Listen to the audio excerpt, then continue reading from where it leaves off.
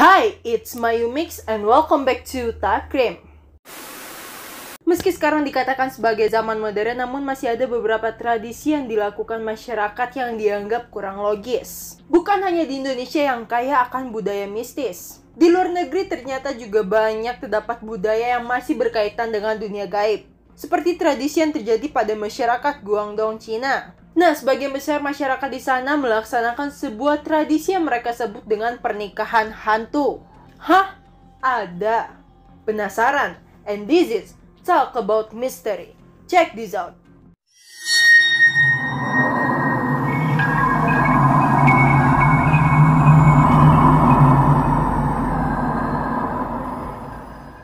Cina memang menjadi negara yang sering mengejutkan kita dengan hal-hal yang ajaib, yang hanya dapat ditemukan di dalam negara dengan jumlah populasi terbesar di dunia ini.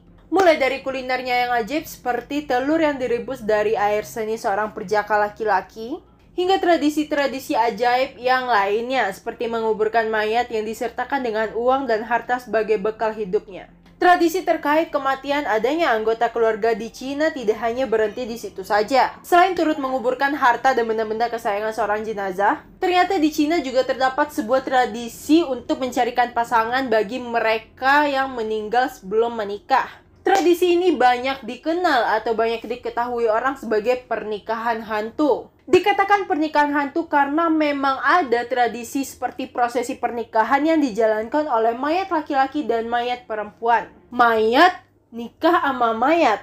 Menurut kisahnya, jika ada salah satu anggota keluarga yang berjenis kelamin laki-laki yang masih muda, bisa dibilang masih perjaka, masih single, masih jomblo, dan belum menikah, maka mayatnya ini diawetkan, tidak langsung dimakamkan gitu. Wow, ini hati-hati nih bagi yang jomblo nih. Kalian masih jomblo? Selamat. Marilah mencari pasangan agar tidak iri terus dengan yang pacaran. Kembali ke topik.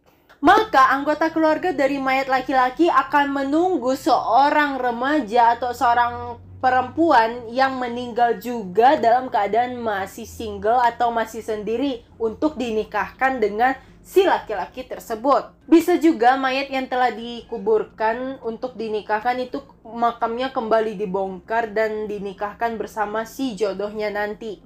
Unik nih. Karena kepercayaan-kepercayaan ini, maka setiap keluarga di Cina rela melakukan upaya apapun dan mengeluarkan biaya atau uang sebanyak apapun untuk mencarikan pasangan jodoh bagi anggota keluarga mereka yang meninggal di saat masih belum menikah. Praktik pernikahan hantu ini juga dilakukan demi mencapai sebuah poin atau ada alasan di baliknya, seperti untuk perempuan yang meninggal sebelum menikah itu dinikahkan agar dapat memiliki garis keturunan, atau memastikan bahwa seorang anak laki-laki tidak menikah lebih dulu dari kakak laki-lakinya yang meninggal saat masih bujangan. Mereka juga akan melakukan beberapa prosesi lamaran seperti layaknya prosesi lamaran manusia hidup lah gitu, kepada pihak keluarga dari perempuan. Pihak keluarga laki-laki akan memberikan sejumlah uang kepada pihak keluarga perempuan yang telah disepakati untuk melakukan pernikahan tersebut. Sepertinya kita kalah saing dengan mayat di Cina nih guys. Mayat aja lamaran, masa yang nonton belum? Gimana sih? Jika kedua keluarga ini telah sepakat untuk menikahkan mayat-mayat mereka, maka nantinya mayat yang dijodohkan ini akan dimakamkan dalam satu kuburan. Tujuannya adalah sehingga seolah-olah mereka ini menjadi pengantin baru gitu guys. Mohon maaf, saya mau nanya. Kalau misalkan nih mayat nih udah nikah nih berdua, mereka honeymoon gak ya?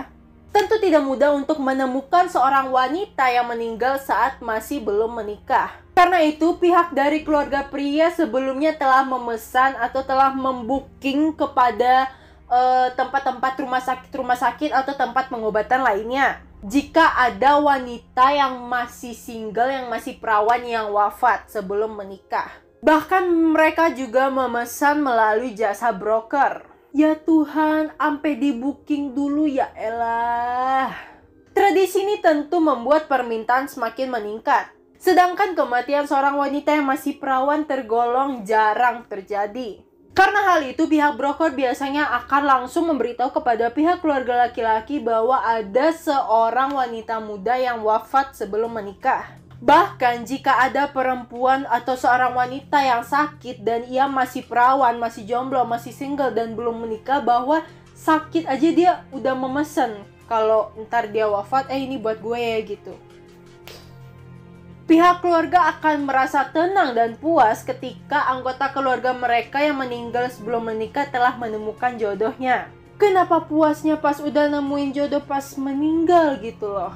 Jika ada seorang jenazah yang meninggal dan tidak dinikahkan, tidak ada dilakukan tradisi pernikahan hantu, maka diyakini bahwa roh tersebut itu kesepian dan akan terus meneror dan mendatangi si keluarganya.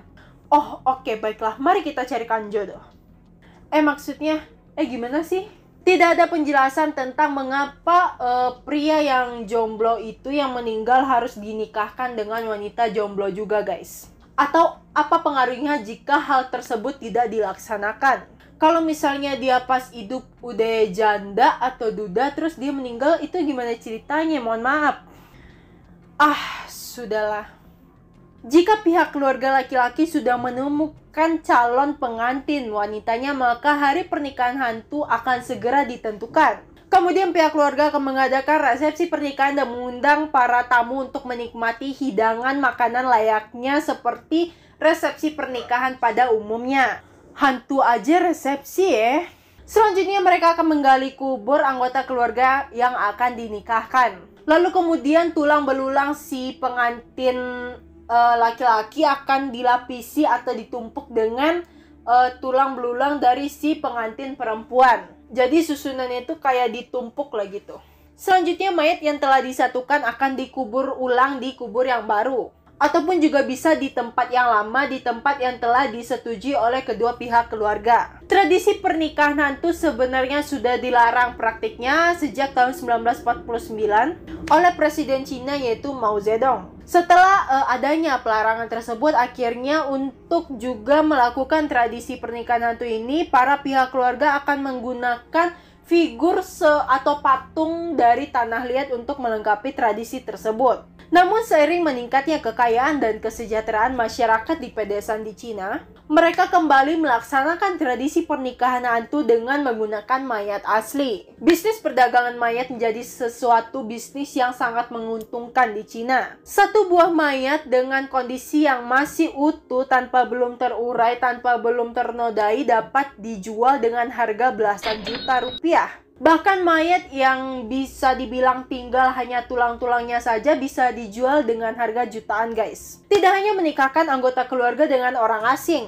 mereka juga dapat menikahkan si mayat ini dengan kekasih mereka pada zaman hidup. Mereka juga dapat menikahkan mayat ini dengan kekasih mereka saat hidup dulu apabila kekasih tersebut telah meninggal melalui tradisi pernikahan hantu. Bagi laki-laki hidup yang mau menikahi mayat perempuan, maka nanti kelaknya mereka juga akan bisa menikah lagi dengan perempuan yang masih hidup. Namun, berbeda cerita bagi perempuan yang ingin menikahi mayat laki-laki, maka ia harus bersumpah untuk menjadi perawan seumur hidup dan tinggal bersama pihak keluarga dari mayat si laki-laki. Tapi tetap mau gimana pun, tradisi dari masyarakat pedesaan Cina ini dianggap tidak sesuai dengan norma dan moral yang beredar di masyarakat. Bahkan masyarakat Cina yang sudah menganut pola hidup modern sudah tidak melakukan tradisi pernikahan hantu. Terlepas dari betapa mengerikannya prosesi ini yang dilakukan oleh masyarakat Cina, sebenarnya praktik atau tradisi pernikahan hantu ini mengandung nilai keabadian dan kesetiaan cinta. Jadi buat kalian, mau nggak kalian menikah dengan pacar atau kekasih kalian di dalam kubur, guys? Nah, jadi gimana guys tentang pernikahan hantu ini? Ya, lain negara juga lain daerah juga pasti tradisinya berbeda lah ya. Kita cuma bisa mengenali, mempelajari, dan memahami. Nggak boleh saling menjatuhkan tradisi lah gitu ya. Oke, sekian dulu videoku kali ini. Apapun itu diambil baiknya dan jangan diambil jeleknya. Jangan lupa di like, komen, dan subscribe. Dan share juga video ini ke teman-teman kalian semuanya. Sampai jumpa di Talk About Mystery selanjutnya.